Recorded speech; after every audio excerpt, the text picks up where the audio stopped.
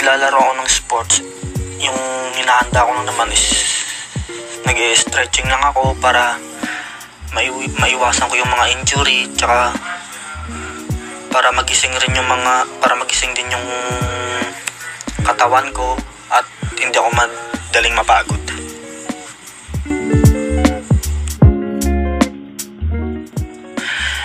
Way back 2016 athlete ako, and parang sa practice pa lang nararamdaman ko na may something sa paa ko, and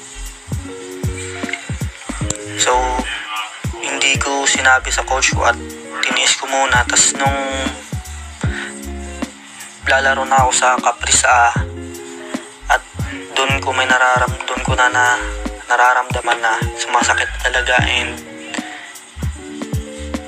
tinuloy ko pa rin yung paglaro. Then habang sa kagalitnaan ako ng laro, doon na katuluyang sumakit talaga yung paa ko, which is yung kinalabasan hamstring, and hindi na ako nakabalik noon simula nung nagka-injury ako ng hamstring.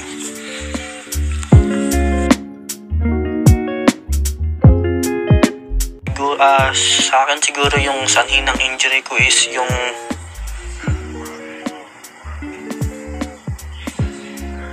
hard working ko sa practice lagi. Pinipilit ko kahit masakit yung paa ko, at kahit bumigay na yung paa ko na ayaw na mag-practice, pero pinipilit ko pa rin. At yun yung kinalabasan ng pagpilit ko sa katawan ko, dahil